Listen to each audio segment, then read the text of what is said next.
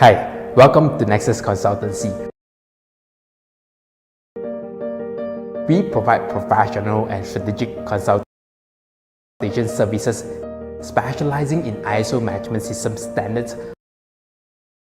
on quality, environmental, food safety, and many other standards as well. At Nexus Consultancy, we combine our analytical thinking, improvement-centric approach, and results-oriented mindset to help businesses to grow through ISO certifications.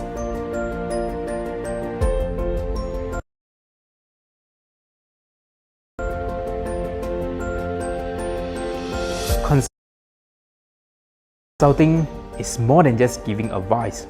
To us, consulting is about building the connection with customers, solving their problems, implementing the change, and at last, helping them to grow.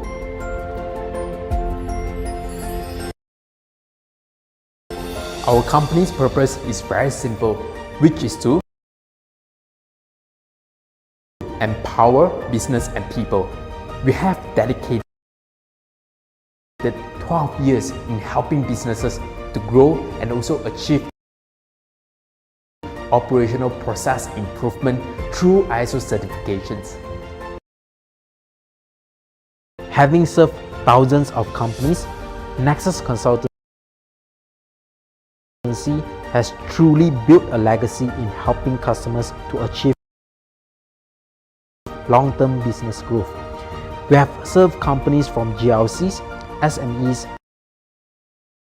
to big corporations from a wide range of industries.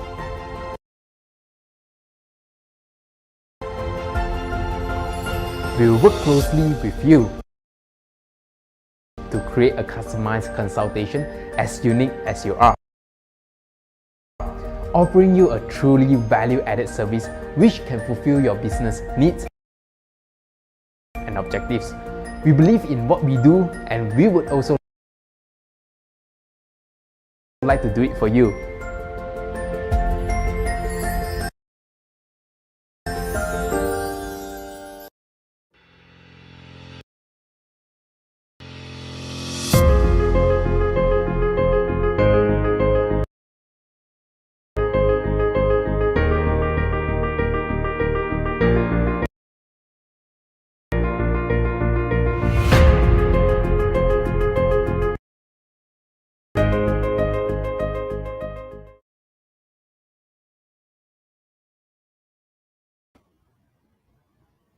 Hello, hi everyone. Good afternoon, everyone. It's Danielle here. Welcome to our webinar today. It's our monthly webinar series. So today we'll be sharing with you the topic on food safety culture. So before I begin, let's just check my, if you can hear my sound loud and clear. And also see my screen clear. Can you just type 1 in the comment chat box so that I know that you actually can hear me clearly?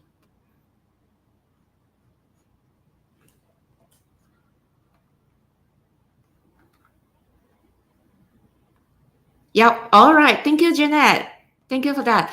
All right. So, and number 2 things that I would like to say is that I welcome you to ask questions. So you may type your questions in the comment chat box.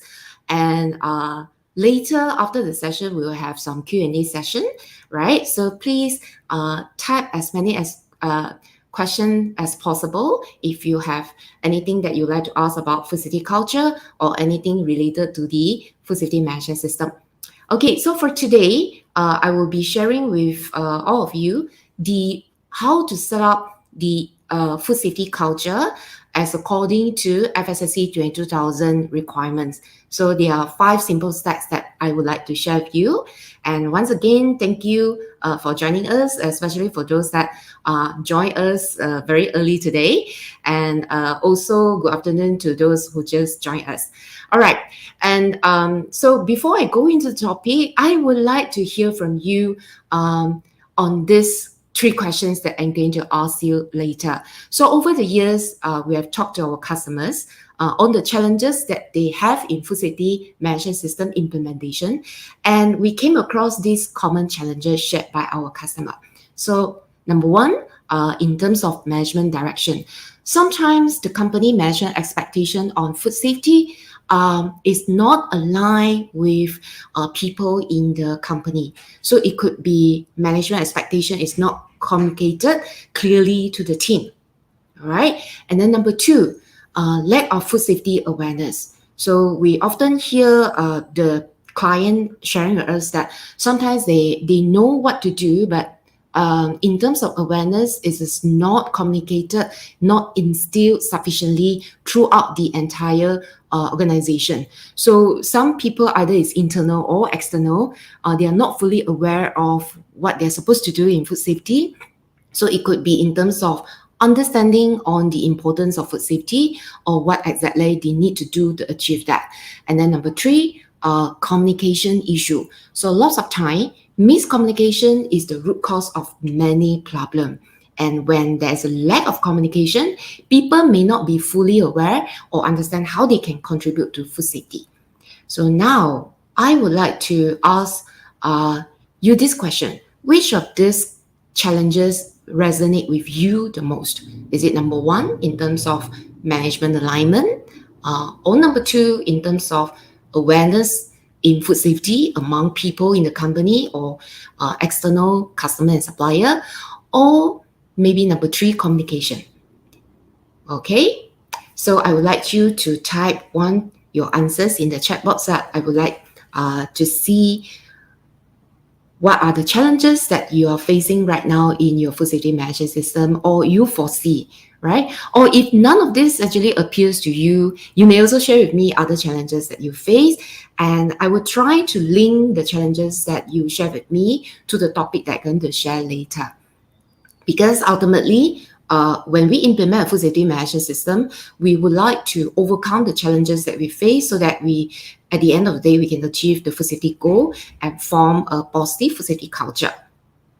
Okay, I can see that a lot of people type number 1. All right. Thank you, Pugu. You actually shared that it's number 2 in terms of food safety awareness.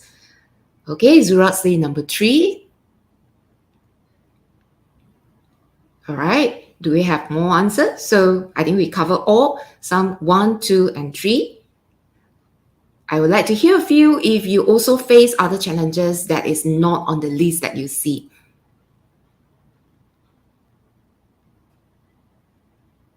All right, number 3. All right. Okay, thank you very much for your responses. Okay, so for today, the reason I think I would like to share the food safety culture, this topic has been a very important topic for myself, because every time when we started the project with a client to build out a food safety system with them, we often see they struggle in terms of implementing the food safety management system. First year usually is okay because everybody is so motivated to get it done and then to get certified. But subsequent year number 1, year number 2, and year number 3, especially when there are change of people and there are change of processes or product in the company, sometimes they find it the food safety system changes are not communicated well, hence it is not sustainable in terms of integrity of the product safety. So for today, I hope that the simple steps, the 5 simple steps that I'm going to share with you will help you not only to implement it at the beginning stage of your food safety system implementation, but also for the upcoming years, whenever you have changes, you can always go back to these 5 simple steps to adapt to the changes that you're facing. All right. Okay. So when it comes to food safety concern, we often talk about food safety issues such as foodborne illnesses or maybe food poisoning cases. So regulatory agency investigation of these cases, they actually conclude that one of the biggest reasons that caused this incident is actually due to human error in implementing food safety programs. So in recent years, there's a reason why there has been increasing emphasis within the food industry itself to strengthen the food safety culture as an important way to improve public health goals. How do we do that? Is we want to improve communication, awareness, and also especially in terms of food safety risk awareness, people behavior when it comes to implementation, and also personal accountability. So I show you on the screen is that these are the example of the international food safety standards that actually has started or already incorporated food safety culture as a mandatory requirement in the certification scheme. So for example, we have the first book, FSSC22000. So there is a guidance books introduced by FSSC scheme, the topic on food safety culture itself. And then the second is the BRC Global Standard on Food Safety. Food safety culture is one of the requirements in the book, as well as for the recent updated Hazard Codex standard, they have also included the food safety culture. So it proved that people are more aware of the importance of food safety culture. Now, what is food safety culture? So we need people to implement a system or certain control and people behavior do impact the success of a food safety system. But how do we make people listen and do what they are supposed to do? Not only once, but consistently. By just telling them, okay, you need to do this, you need to do that, is that going to work? Oftentimes, maybe it works when you're there or when the supervisor is there, but when you're not there, then there are chances that they're not going to do that, right? So how do we actually make the implementation sustainable even when no one is looking? So the answer is through building the company culture. But first, what is culture?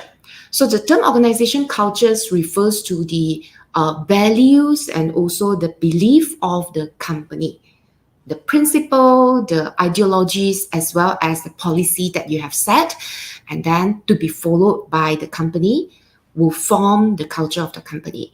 So it is a culture of the workplace as well, which decides the way we do things or interact with each other.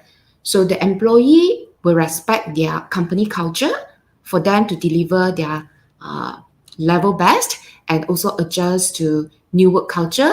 Thus, they will feel motivated. So in other words, culture is how people in a company do things. It is the attitude of the people. So a lot of time it is unwritten rules. We know that we have all those written policies and procedures to follow, but culture is not only that, it is also about the understanding in the employee itself. So just as every individual is unique, so every company culture is also different. Okay, the biggest company that we have heard, like for example, Starbucks, Google, they are the some of the examples. They have very unique culture. So when we talk about this company, we will have certain perception because of the culture that have formed.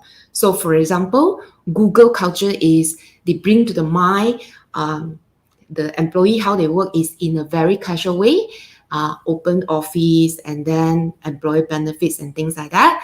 And for Starbucks, they focus on the culture of customer services. So go back to food safety culture. It is the same. So when employees, managers, and leaders in the company feel personally committed to the food safety, they will do the right thing even when no one is looking. So a strong company culture can help create and sustain this commitment, the commitment in terms of food safety. So when we have the right culture over time, the good food safety practices will become a norm, become the normal way of doing things, right? So that is food safety culture. And I would like to share with you this organization culture model by Professor Egbert Schein. So according to Egbert Schein, organizations do not adopt a culture in a single day. So we cannot form a culture in a single day. So if you would like to introduce new behavior or change certain things in the company, it needs times. So according to him, there are 3 levels in an organization culture. So the first level is what we see we call it artifacts, right? It is the visible symbols of the culture. So it is the character of the company, which you can actually see when you visit the company. You can hear them talking about that, and then you can feel it when you visited the company or you work in a company. So things that we can see, example, like your vision and mission statement, okay, your policy, your SOP, and then the office environment, the production environment, the tools that you use, even dress code of employee, the language, the way they communicate with you, their practices, etc. So these are the first level artifacts, visible symbols of the culture. And sometimes we are limited to this belief that culture is that. So when we put up a vision and mission or food safety policy on the wall, that's it, that's our culture. So we often misunderstood that. But the truth is, it is much more. It is not only on the level that we can see. And just like an iceberg, the majority of the culture is actually lies beneath the surface of the iceberg, and it is usually not visible. Okay, so the second level that forms a culture is the company values. So the values is basically the values of the company or the people working in the organization. Okay, and it plays a very important role in deciding the company culture. So the thought process and how we make decision, how we think when we have problem or when we communicate with people, with our supplier, with customers, it will have a deep impact on the culture in any company. So when people actually think matters a lot for the company, they forms the value. Like for example, food safety is our priority. So that could be one example of value that people follow. Then it will be translated into the communication to the internal or external people. For example, whenever they engage a new supplier, the first thing came into their mind is food safety. Does this supplier meet the food safety requirements or not? So that is the second level of the organization culture value. And then the third level is usually the invisible value, which we call it, Shine call it assumed value. So what is assumed value? It is basically the belief and the assumption that people refer to when doing their job. Because we can't be writing all the rules or all the policy on the wall. Those are guidance or those are generic statements. But actually, how do we interact with people, how the way we do things, the way when there is a food safety problem, how we solve the problem is very much depending on this third level assumed values. All right. So there are certain belief and fact that stay hidden, and how people actually communicate in terms of the hidden values is they observe what other people do in the company. So usually you will see when new staff joining the company, they follow all the rules, but sometimes over time they started to also adjust themselves according to what is really happening in the company, right? So maybe on the wall it says such. So when the new employee comes in, you give orientation, you brief them, this is the rules and things like that. But over time, the employee will observe how people actually doing things. So the actual way of people doing things and behave lies under this level, the assumed value. So the employee will also probably start to adjust according to what are the actual behavior or the things that people do, despite the policies, the SOPs that he or she has already learned. And that is the problem. Because this is the deepest level and it's not visible, right? Because how you do things, if it's different from the policy, then it's not visible. And it is the most difficult level to actually improve, because when people get used to the way they're doing things, then to change that behavior, it takes time. All right. So for today, I will introduce to you some strategy on actually how do we progressively incorporate new values and then change the behavior, especially if you have a lot of issues under this third level. Okay. All right. So the first mindset that I would like to introduce to you is culture eats strategy for breakfast. This is a very famous quote by Peter Drucker. So in this quote, Peter Drucker was talking about a company culture and how it impacts the way we execute our strategy. So it means any strategy that doesn't take into account the culture of the company is likely to fail. So meaning to say, if we have a very good strategy, food safety strategy, we have a very good CCP setting for our food safety management system, it will not work if we don't consider or work on the culture of the company. So which also means leaders play a very important role in creating a culture that will support this strategy. So one of the best way leader creates a culture is by role modeling the desired behavior. So meaning to say, leader must be a role model. So whatever we want the company to change or to do, it must start from the top, the leader first. And then leader can also introduce coaching. So coaching to the next level of leadership and ensure sufficient structures and also resources are provided to support the implementation of your food safety strategy. So hence, the first step to implement a strong food safety culture is to start from leader to set the vision and mission. So leaders must not only show their commitment with their own words, not only, say to you an action, but they must also make sure that when the company set directions for its business, the business vision and mission, it is actually aligned with your food safety goal. Okay, so how to do that? Okay, so I would like to introduce today some tips on when your top management or you yourself, you would like to set the vision or mission or maybe adjust the business strategy over time, consider these three dimensions. So the first dimension is the business structure, values, and also the purpose. So the vision and mission are usually established by the senior management, the board of directors, or the business owner themselves. So sometimes client will ask me that, so when I set my, company vision or mission or purpose, do I need to mention specifically food safety in the statement? So the answer is you may not necessarily specifically mention food safety word in your vision and mission. However, your actions and also later when the vision and mission break it down to your strategy and also to your objective especially, that we need to incorporate food safety requirement in that.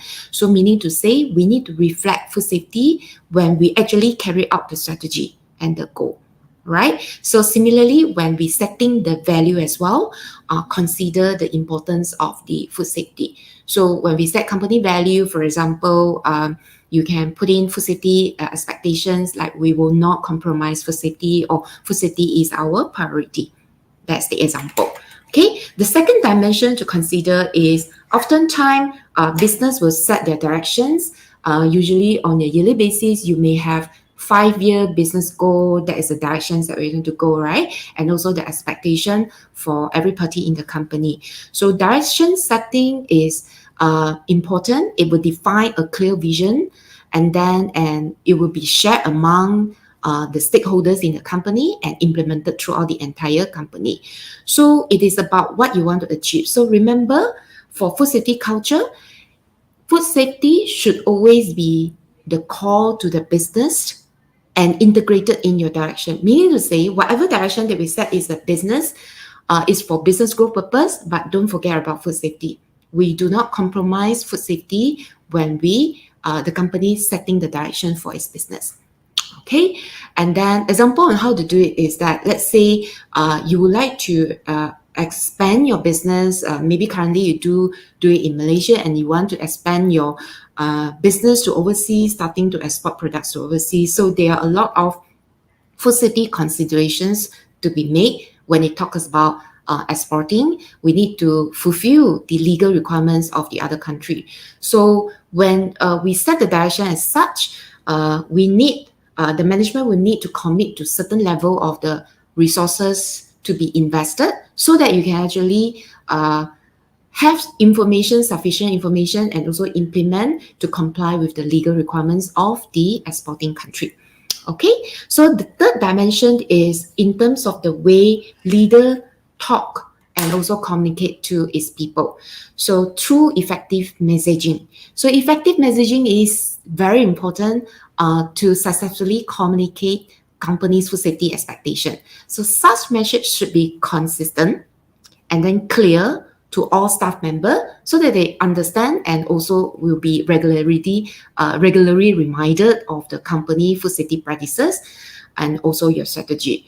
So the goal of all food safety messaging is basically three things. First is to educate, number two is to inform, and number three is to raise awareness among the employee of the company as well as the external party.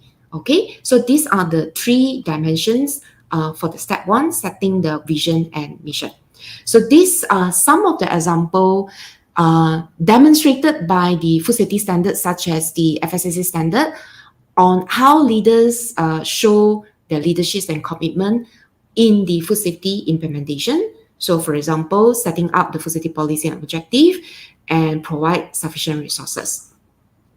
Okay, all right, so that is step number one. So if you have any questions, feel free to type in the comment box. I will answer them later.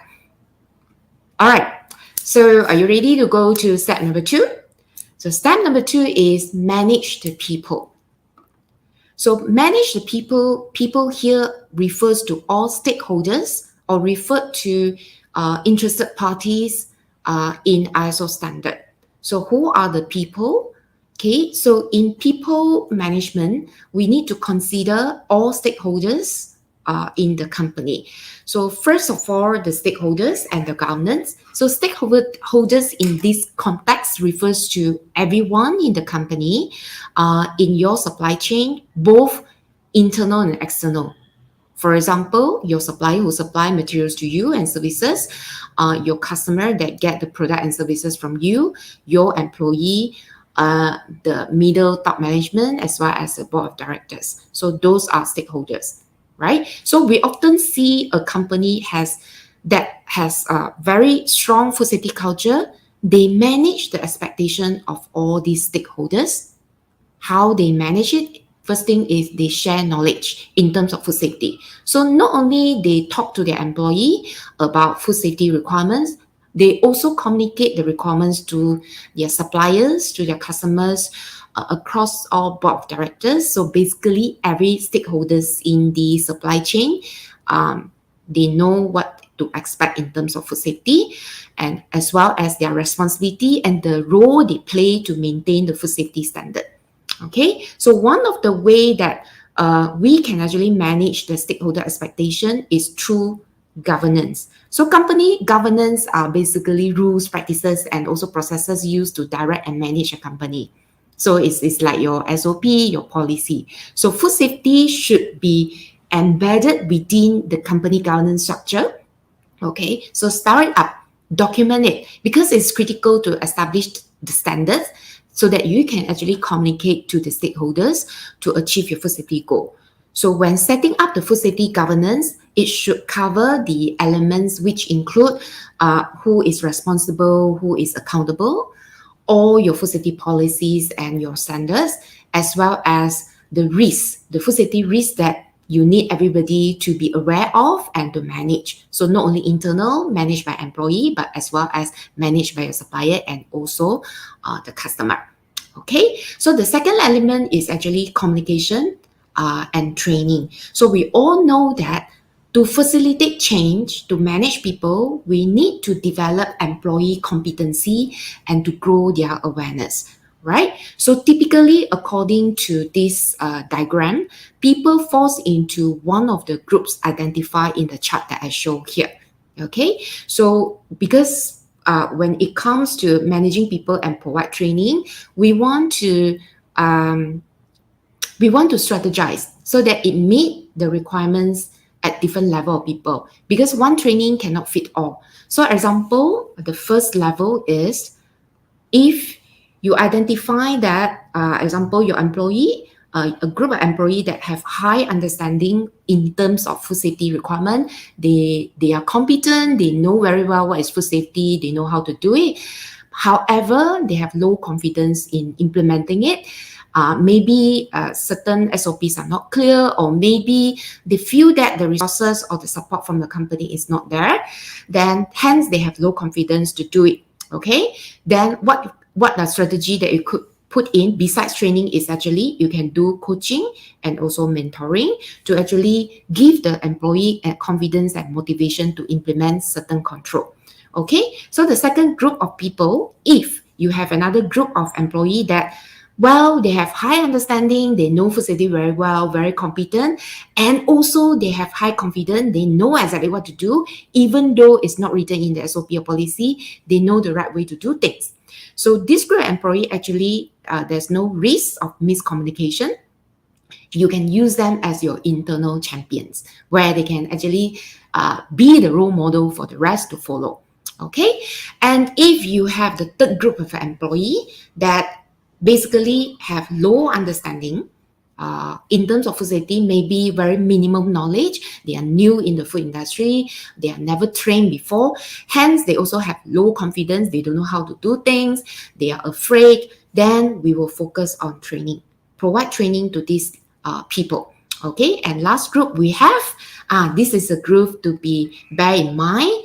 We may have people that have developed a wrong understanding about food safety. It could be old habit over the years that they already built up. This is the way we do things, even it's wrong, but they thought it's correct. Okay, so they will have wrong understanding, but they have high confidence because they thought it's correct way to do things. So this group of people actually is a higher risk to compromise food safety. And then what we need to approach is we need to have immediate management focus. So talk to these people and actually set the right mindset as well as brief them on the correct SOP. Okay, so you can use this to actually strategize your approach when it comes to training and develop the employee competency as well as their understanding level. Okay, all right. So another element important in managing the people is communication. So this is the important factor. We all know that communication is important in building any culture in the company. So one of the problems that I observed from our project experience is communication silo. So what is communication silo? So communication silo basically means that we only talk to our own department. So each of this silo is actually like a department by itself. So whatever we know, we just talk among each other within our own department, but the information are not transparent or the informations are not shared to other departments. So this happens when people don't share information, or maybe they don't have a platform or facility for them to share information. And it really happened in some of the places that we visited. Okay, so hence I would like to introduce this mindset shift number 2. Communication is the oxygen of a great culture. So without communication, we cannot form a culture. Culture are created through communication. So effective communication is really, really essential for a positive culture in a company, especially transparency. So transparency of communication is mandatory at all levels. So it's not only communicated at the top level, maybe the boss communicated to the manager, but maybe the message is not communicated to another level. So that become a problem too. So it is mandatory to communicate in a transparent way at all levels so that everybody know what is their responsibility and authority. So without communication, is it possible to preserve a good food safety culture? I think you know the answer, right? It may succeed at the beginning, but it may not be sustainable. So communicate. So how to communicate in terms of food safety? So communication plays a very important role, and good communication will ensure that everybody know the information, updated on the changes so that they know exactly the next step, what they need to do. So communication must happen regularly. So how regular? You can actually set up a communication system and then document it down so that it happens according to your plan. So you can use these examples of the channel to communicate. So sometimes we are limited to, communicate through email or communicate through meeting. But in fact, there are many other channels. Example that I show in the scenes is you may use poster, you may use briefing, video. Video is one of the way to effectively communicate nowadays. Many people like to watch TikTok video, right? And why people like it? Because it's short, brief, and then effective. So maybe you can consider that. Break down your training sessions into shorter sessions of video, and then you play it for the new staff and then regularly to refresh their memory in terms of the food safety requirement. And then another very effective way that we have seen a lot of companies do is the shift huddle. So every day in the morning, spend about 5-10 minutes before you start production. Supervisor will brief the operator, usually what to do today, what do we need to produce today, what is the quantity. You can also brief them about food safety. So what are the concerns that you need them to take care of? Like you must make sure the surface is clean and then reject properly handle, things like that. So incorporate it to your daily shift huddle.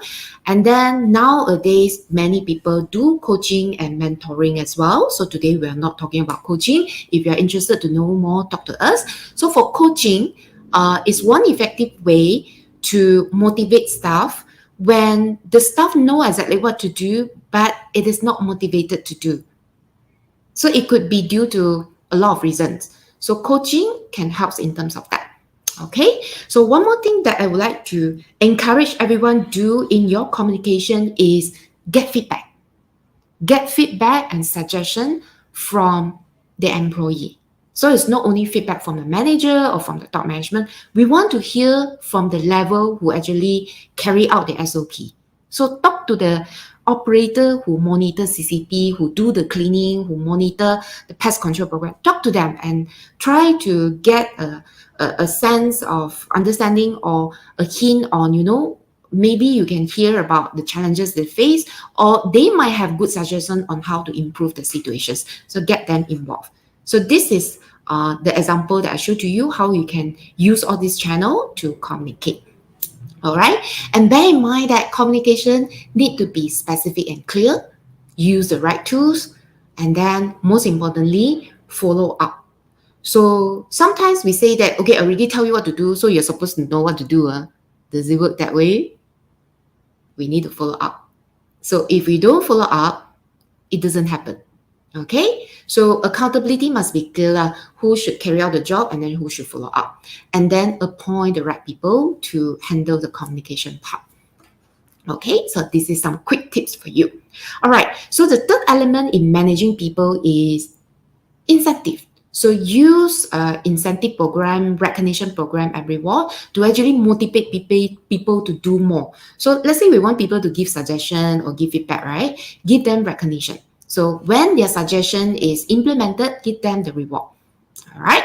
Okay. So that is the third tips from me.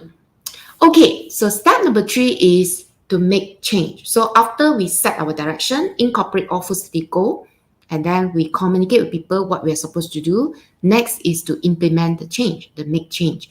So make change is important, especially consistency.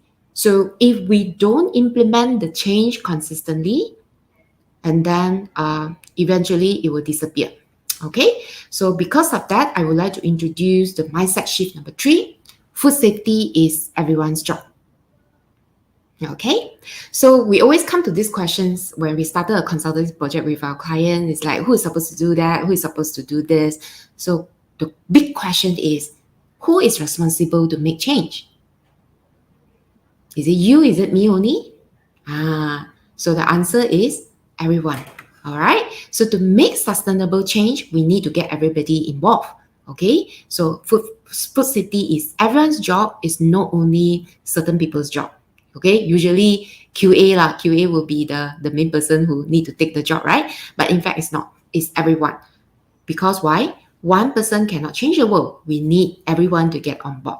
Okay. So when it comes to accountability, you can ask this question: who is accountable for food safety? Okay, so to ensure a consistent food safety system, we need to define accountability clearly. Because when we define clearly, we make them understand, okay, I'm supposed to do what and make certain decision. Okay, so first one, in terms of senior management. Okay, senior management defines the culture. Okay, set directions. That's how we say, like the first step, the vision and mission. So they are the one who set the culture they want and grow it by doing things like setting food safety goals, strategies, as well as your KPI that will put food safety culture building at the top of the list.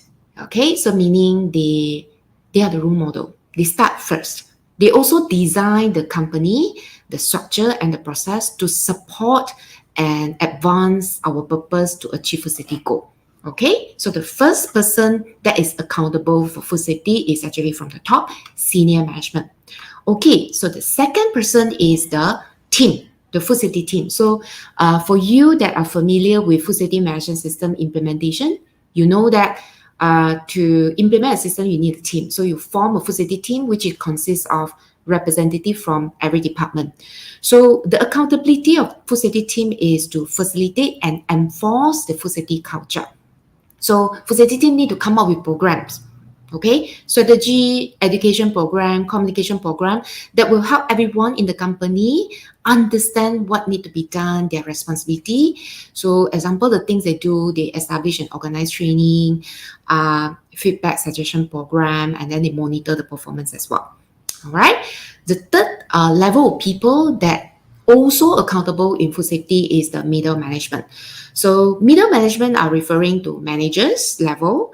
They need to support the food safety management system, and then they actually put plans into action. So plans is from food safety team. This is what we want to do, and then manager will actually support that and then put them into action in respective department, right? And the fourth level of accountability goes to employee. So employee basically refers to everyone in the company. So besides implementation, all policies, employee, very important accountability is also to give feedback and tactics, provide tactics how to do certain stuff to the food safety team and the senior management.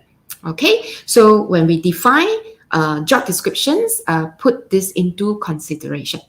Okay, so the next other important element in terms of making change is that documentation. So in food safety management system, there's a saying, if it's not documented, it didn't happen. All right. So for those that are familiar with the system, you know that these are the level of documents that we have. But what I want to share with you today is actually how do we make this documentation effective?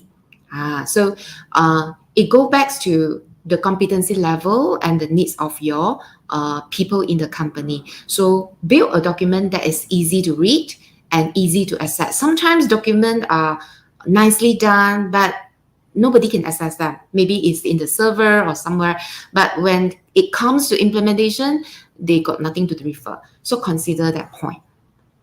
Okay, so that is step number 3, important element to consider in order to make a change. Okay, so next we'll move on to step number 4 in building a food safety culture.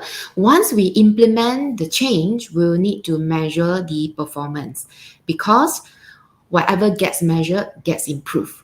So imagine we continue doing what we do every day. So we put out the plan and then, okay, let's go ahead and take action.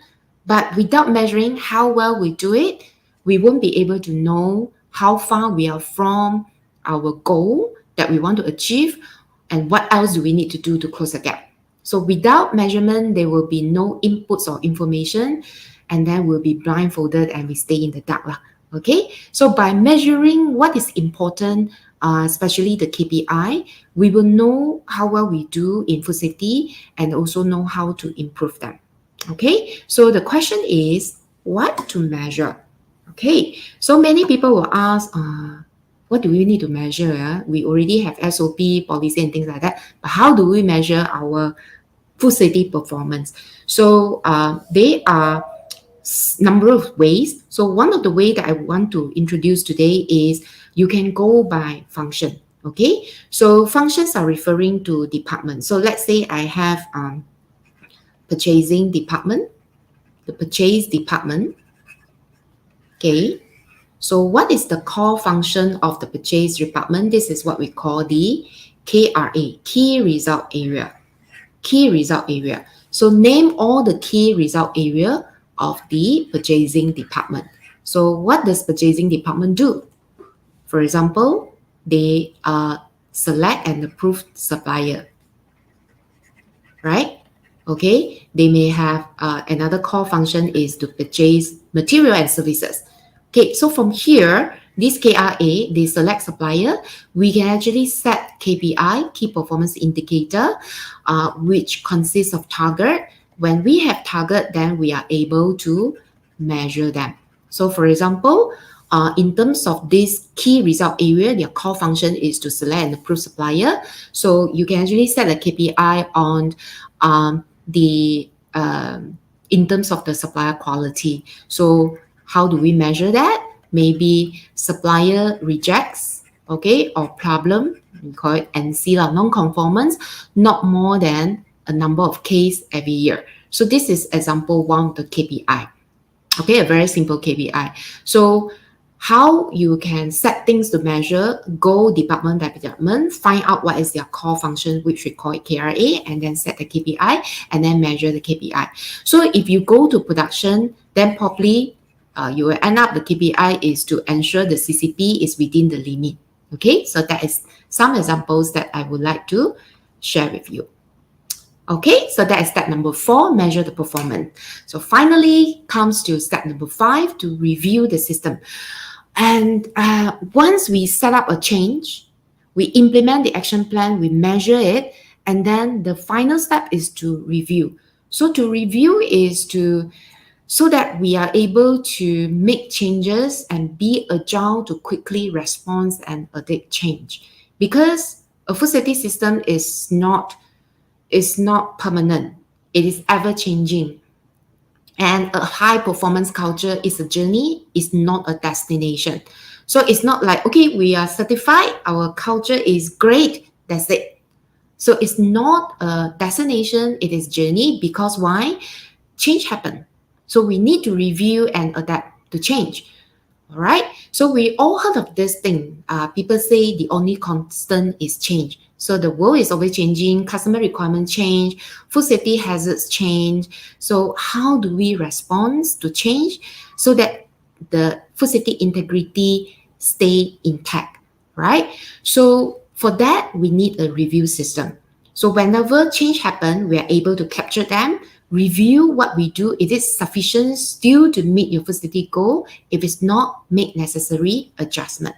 All right. So how do we review? Is you can do this, assess your current state. All right. Your food safety performance. What is our current performance? So in terms of you break it down to details, like in terms of our let's say your CCP monitoring, how's the performance, in terms of supplier, how is the performance, in terms of our pest control program, how is the performance. So you can measure the current state, and then what we want to go is what we call the desired outcome. So when you set KPI, let's say I need to have 0 reject, okay, I need to have I want to reduce 50% of the pest problem. So that is your desired outcome. So when we review, we actually measure this. How big is the gap? So how to do the review? Set up your review activities at planned intervals. So it could be daily, it could be weekly, monthly, quarterly, and yearly. So when we talk to some of our clients, they will tell us, Danielle, we do a management review every year. That's it. So do you think it's sufficient to do a yearly review, just yearly? Of course, the answer is not. All right. If you only find out the things that we don't done right a year later, it will be too late to make amend or any adjustment. So plan your review into different interval frequency, daily, weekly, monthly, quarterly, and yearly. So the example of this activity at different interval are, like for example, daily, you can have monitor on your critical food safety performance indicator, for example, your CCP. CCP are supposed to be reviewed daily. Okay, weekly you can review your GMP implementation. Okay, how clean is clean. All right, monthly review your rejects report, customer complaint report. Quarterly review on the changes to the system, and then yearly overall performance, so you can do internal audit and management review meeting. All right, so that is the review system that you can implement. And during review, oftentimes we involve face-to-face meeting or online meeting, and then we need to ask certain questions. It's not only give you the report and then that's it, my job is done. No. So if you are the person who need to review the task, okay, ask questions to understand more and then to seek clarity. So instead of asking, for example, so do you monitor the CCP? What can we ask? We can ask, so what is the performance of CCP? What is the percentage of CCP compliant? Is it 100%? So ask specific questions. Okay. Another example, are the cleaning done?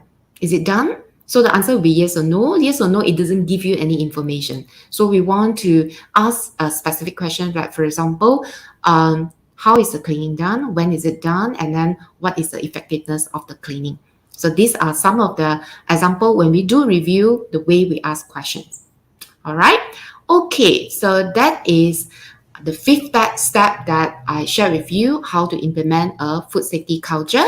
So these are the 5 simple steps. It seems simple, however, it is not easy to implement when it comes to implementation because it involves people. All right, so I have included some tips for you to bear in mind of these setbacks when we implement a food safety culture. Number 1, the culture is not formed in a single day. So we don't want to set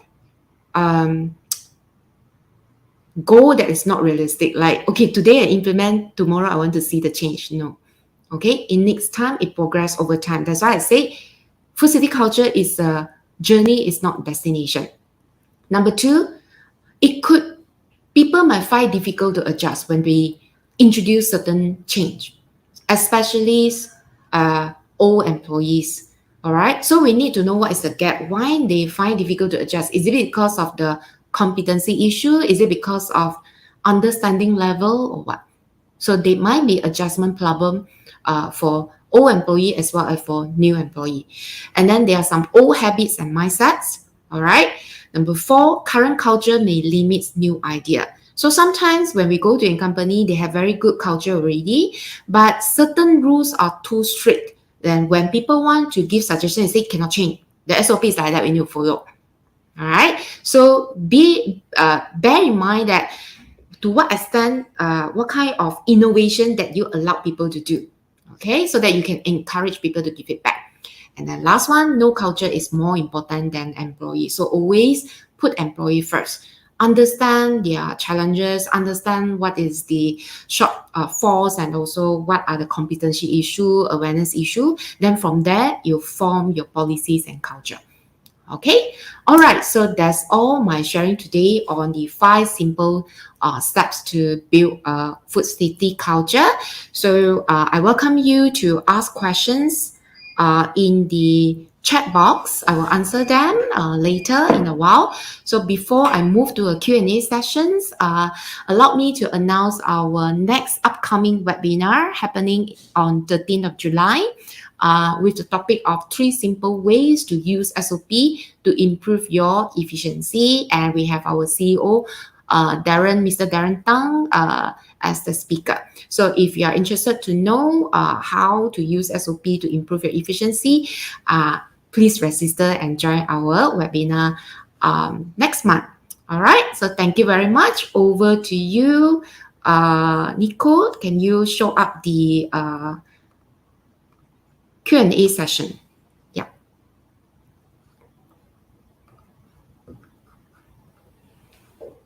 All right. I don't think I see any questions from the floor. Anyone have any questions?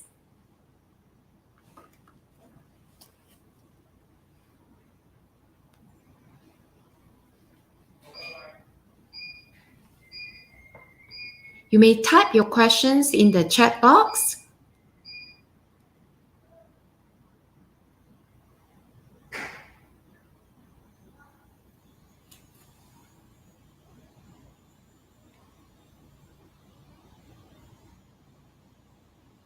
So no questions means what? All good? Or don't understand at all? Okay. We have one question from Desmond. Thank you, Desmond. So Desmond asks, is it best if people who compromise food safety are fined to put them on truck? Okay. All right. So it goes back to, do we set the expectation in the first place? So what kind of expectations that we tell these people that actually you need to do? So Desmond, are you referring to your internal employee or just in general people? Outsider. So if we are talking about internal people, employee, in order for us to implement certain, let's say, penalty or certain policy, right? We need to set the expectation first. And we all know that penalty doesn't work because people will act from fear, all right? They fear you, that's why they comply. So, of course, that is not the ultimate aim that we want to have. The ultimate aim is people really understand and they buy in. Okay, so I hope that I answer your questions. So how to get people buy in, if we can do that, is to actually make things clear upfront. So set the expectation the first thing they join the company. This is the things, and then tell them what are the consequences if these things are not achieved. So in terms of consequences, I may use the word consequences, but it may sound like that lah. Okay, it could be the consequences in terms of food safety, like if we don't do this cleaning, then this is what will happen, and then when this happen, customer complain, and when customer complain, what will happen. All right, so rather than penalty, maybe use incentive program to actually motivate people to make certain new habit or change. Okay, so I hope I answered you that question, Desmond. Okay, so next we have a question from Zura. We do everything on the awareness material but have difficulties on the execution or participation. So, so what was the problem? Do you know why difficulty in terms of execution or participation? Why people find difficult to execute? So maybe that's a questions that you need to ask and also assess internally first. Because sometimes as trainer myself, I know that, okay, I already give you this training, you're supposed to know and understand and do it. But reality, it doesn't happen that way lah. Okay, so when it doesn't happen, then we need to know. So one of the reason it could be, okay, whatever we make them aware, they only understand 50% of it. Okay, that could be one reason. That's why they don't do the other 50%. Number two, it could be they understand, but they just don't do because nobody is following up. Nobody is monitoring them. Okay, because when we follow up and monitor, we put them accountable. We make that accountable. So imagine you ask them, okay, so this thing is supposed to be implemented. So what is the progress? They're supposed to answer you, right? Okay, so do you make them accountable? Do you monitor or not? So that could be another reason why it is not educated. Okay, number three, it could be they don't get it. They don't buy in. Why should I do that? Everybody else is doing the same thing. Why should I do it differently? So that could be the things that you can actually assess. Zura actually shared that shop floor, no time to participate. They more focus on running operation. Yes, exactly. Thanks for sharing that. That is the real problem that many companies are facing now. So, but the question is, does it mean that we have to compromise running the operation to comply with food safety, or it should be incorporated? So we need to think of a way how to make them incorporated. It's like running the operation a safe way. Okay, so one of my clients, they actually do it this way because they also find it difficult to train the shop floor staff because they don't have time. They need to focus on operation all the time. So they move their classroom training to site training, and then they break it down to a very short session, like every training just take 20 minutes. Okay, so it's like a briefing sessions and then demonstrate on the spot how to do things. So they find it more effective to do it this way because people tend to focus more when the session is short. Okay, so thank you for your question, Zura. All right, next one, I think we have a sharing from Rama. Just sharing for new company to go for FSSC, please start from ISO 22000 rather than straight to version 5.1. Everybody feels very tough to adopt. Thank you for your sharing. I hope it's useful for the rest of you. Okay, we have another question for Chani. Which is more preferable in terms of food safety for hotel industry? Is it FSSC or ISO, or what is the difference on that? Oh, okay. So if you are in hotel industry, local Malaysia with ISO 22000 is actually sufficient. However, if you are international hotel, then I will recommend FSSC, because FSSC is recognized by the GFSI, the Global Food Safety Initiative, where you have overseas interested party like customer, then they will be evaluating you based on FSSC rather than ISO, because FSSC is GFSI recognized, but ISO 22000 is not. So if it's in terms of the requirement, actually nowadays ISO 22000 is not too far from FSSC. Okay, thank you for your question, Chani. All right, so I guess that is the last questions. Do we have more?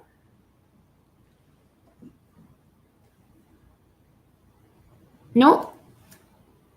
So no worries. If you have more questions, feel free to get in touch with us. You can email us. We have our email on our website.